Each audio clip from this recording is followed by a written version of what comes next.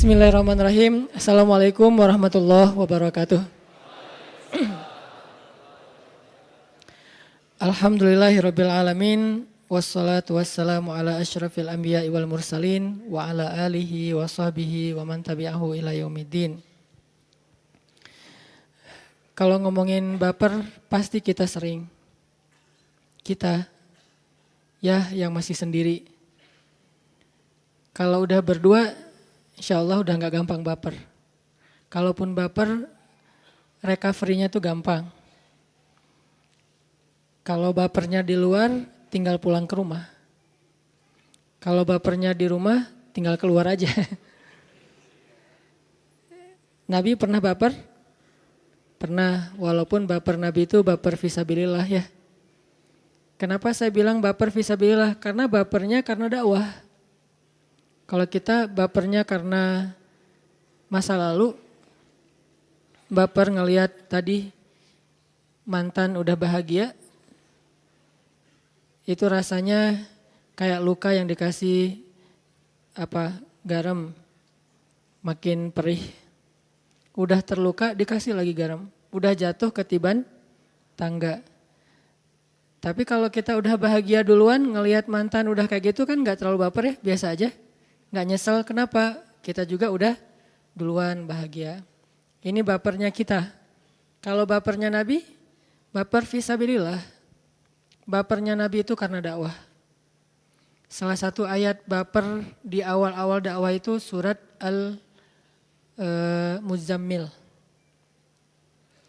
Kenapa Nabi baper? Karena di luar tuh banyak yang mencela Nabi, banyak yang memfitnah Nabi, banyak yang menghina Nabi, banyak yang menyakiti Nabi. Akhirnya Nabi sedih, kan baper kan. Akhirnya Nabi sedikit kecewa, nah itu bapernya Nabi. Pulang ke rumah Khadijah radhiyallahu anha. Sampai di rumah, baper itu reda secara pelan-pelan. Kenapa bisa kayak gitu? Pertama reda karena ngelihat wajah Khadijah. Wajah Khadijah itu obat buat Nabi. Kemudian sentuhan tangan Khadijah. Dibelai sama Khadijah, Nabi istirahat, tidur karena Nabi pulang udah malam banget. Udah capek seharian dihina, dicela, dicaci maki, direndahkan, disakiti, dimusuhi seharian. Bayangin keluar habis subuh, cuman pengen berdakwah nih. Pulang-pulang hampir tengah malam. Pulang dalam keadaan hampir gak ada satupun yang beriman. Yang kayak gitu tuh sering Nabi tuh. Ibarat kita dari pagi sampai malam keluar, gak ada 1 rupiah pun yang bawa pulang. Kan baper ya kalau yang kerja nih. Apalagi kerjanya belum tetap, bukan sebagai employee. Sebutlah kayak usaha, dagang. Keluar subuh-subuh, pulang tengah malam, gak ada satupun dagangan yang laku. Nabi juga sering kayak gitu, cuman bukan dagangan, dakwah. Keluar subuh-subuh, pulang malam, gak ada satupun orang yang beriman. Jadi gak ada yang close gitu. Semuanya ya deh, paling-paling gitu. Kayak kita nawar-nawarin apa gitu. Oh ya udah saya ntar ikut. Ntar saya hubungin lagi. Oh ya kayak gitu-gitulah. Kita kayak sales gitu kan. Keluar pagi-pagi ngejual barang, terus akhirnya kasih kartu nama. Orang cuma basa-basi doang mau beli, basa-basi doang akan hubungi kembali, basa-basi doang lagi nggak bawa duit apalah segala macam alasan. Sampai malam nggak ada yang beli satupun. Padahal ada target kalau kita dari perusahaan itu minimal sehari ngejual 2 barang misalnya. Tapi sampai malam nggak ada yang laku, sedih, kecewa, kadang-kadang ngerasa kayak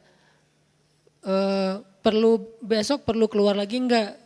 Ngerasa putus asa, kayaknya udah nggak akan berhasil usaha ini atau dagangan ini atau profesi ini.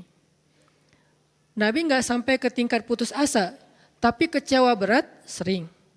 Sedih luar biasa tuh sering. Bukan sedih karena beliau dicelanya nih. Nabi bukan tipe kayak kita yang baper karena dicela, tapi sedih kepada orang yang mencela. Kasihan gitu. Makin dicela, Nabi makin kasihan sama dia dan sedih memikirkan nasib dia nanti di akhirat. Jadi kalau sedih kita mikirin nasib sendiri, baper kita tuh mikirin diri sendiri. Bapernya Nabi itu mikirin orang lain. Gimana nanti kalau dia gak terima hidayah, pas dia meninggal gimana nanti di akhirat. Saya gak bisa nolong. Karena kalau gak masuk Islam, Nabi gak bisa nolong, gak dikasih izin sama Allah. Yang dikasih izin cuman orang yang bersyahadat. Jadi Nabi baper, sedih, kecewa tuh gara-gara mikirin nasib orang lain. Bukan mikirin perasaan beliau sendiri. Dan bapernya tuh serius loh. Sedih berat. Pas pulang ke rumah, ketok pintu pelan, Assalamualaikum, dibukain sama Khadijah. Kelihatan wajah Nabi kayak sedih banget. Langsung Khadijah nyiapin semua. Langsung Khadijah nyiapin semua untuk beri kenyamanan buat Nabi, selimut yang hangat karena puncak musim dingin. Diselimutin sama Khadijah. Terus Khadijah nggak mau ngebahas, nggak mau ada apa sih, cerita dong, nggak mau ngebahas sama sekali. Yang penting Nabi nyaman aja. Udah makan malam, langsung diselimutin, dibelai sama Khadijah. Khadijah pengertian. Lagi tidur, datang Jibril. Ya ayyuhal muzammil. Dipanggil sama Allah Subhanahu wa taala. Allah itu lebih pengertian lagi daripada Khadijah. Karena Allah itu alimun, tahu banget isi hati kita. Kita lagi baper, Allah tahu. Kita lagi sedih, Allah tahu. Kita lagi kecewa, Allah tahu. Allah tahu banget. Ini kekasih Allah lagi sedih nih. Kekasih Allah lagi kecewa nih. Kekasih Allah lagi baper berat dan bapernya tuh baper berpahala, baper fisabilillah. Sehingga Allah langsung manggil, ya ayyuhal muzammil, wahai kekasihku yang sedang berselimut. Kalimat berselimut di sini jangan fokus kepada barang atau benda selimutnya, tapi fokus kepada kondisi Nabi kenapa berselimut. Kondisi Nabi kenapa beliau pulang ke rumah tuh lelah banget dan akhirnya tidur dalam keadaan galau berat. Dipanggil sama Allah, ya ayyuhal muzammil. Ini salah satu contoh ayat Nabi baper.